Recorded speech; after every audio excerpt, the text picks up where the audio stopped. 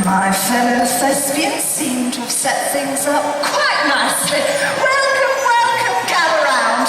My name is Beckett. I am a graduate of WADA. That would be the esteemed Wizarding Academy of Dramatic Arts. Well, not quite sure where everyone's got off to. That would be my fellow performers now. Come, introduce yourselves. Virginia, call me Burge. Samuel. Hello, I'm Sam. And Darby. Very nice, thank you. Look at this attractive and obviously perceptive crowd. This is the perfect place for us to hone our craft. Let's finish getting ready. We're ready.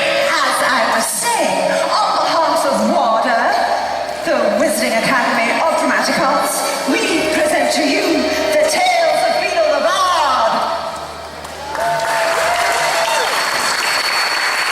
We are a group of classically trained performers and puppeteers, constantly looking to perfect our artistry.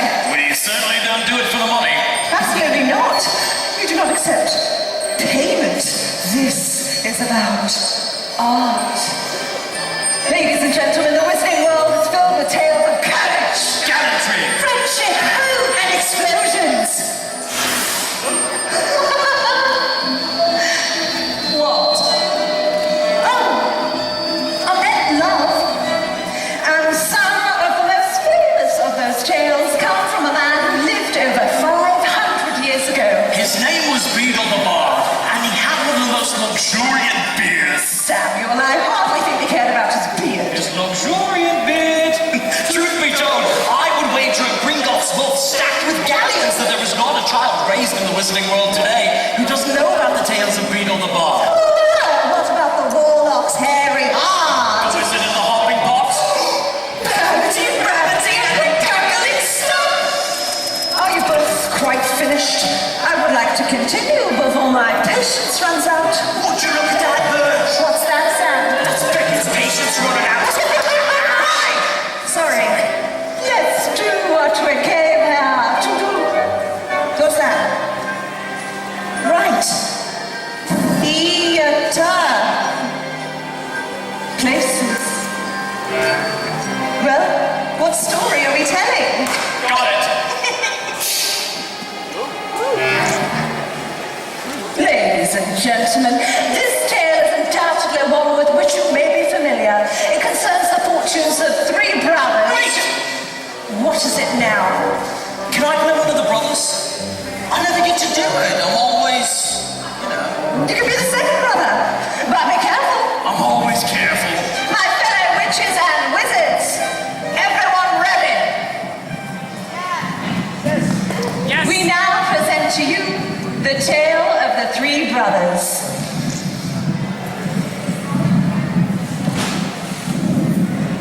There were once three brothers who were traveling along a lonely, winding road at twilight.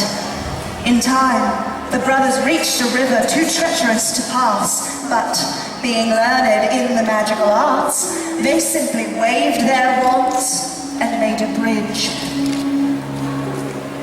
However, they found their path blocked by a hooded figure. It was Death, and he felt cheated because travelers usually drowned in the river. But Death was cunning. He pretended to congratulate the three brothers upon their magic and said that each had earned a prize for having been clever enough to evade him. The oldest brother, who was a combative man, asked for a wand more powerful than any in existence, a wand that must always win duels for its owner. So Death fashioned him one from an elder tree that grew nearby. Then the second brother, who was an arrogant man, decided that he wanted to humiliate Death still further and asked for the power to recall others from death.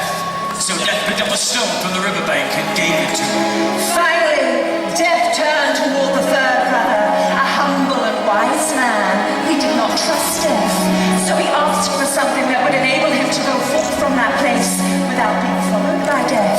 And Death, most unwillingly, handed over his own cloak of invisibility. In due course, the brothers separated, each for his own destination. The first brother traveled to a distant village where he sought out a wizard with whom he had once quarreled. Naturally, with the elder wand as his weapon, he could not fail to win the duel that followed. Leaving his enemy upon the floor, the oldest brother proceeded to an inn where he boasted loudly of the powerful wand he had snatched from death himself and how it made him invincible. But that very night, another wizard crept upon the oldest brother as he lay upon his bed, whereupon he stole the wand and with it the brother's life. So death took the first brother for his own. Meanwhile, the second brother took the stone that had the power to recall the dead and turned it thrice in hand. To his amazement and his delight, the figure of the girl he had once hoped to marry before her untimely death appeared at once before him. Yet soon she turned sad and cold, for she did not belong in the mortal world. Driven mad with hopeless longing, the second brother took his own life, so as truly to join her. And so death took the second brother for his own. As for the third brother, death searched for many years, but was never able to find him. It was only when he had attained great age that the youngest brother shed the cloak of invisibility and gave it to his son.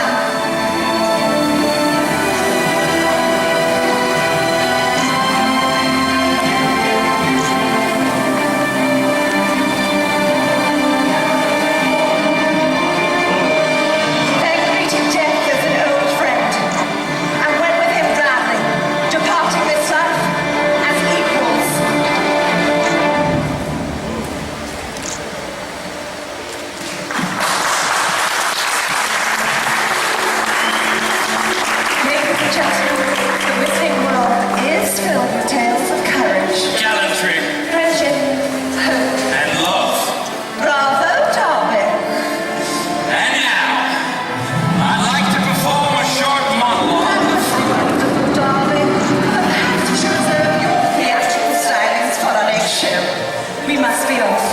Until next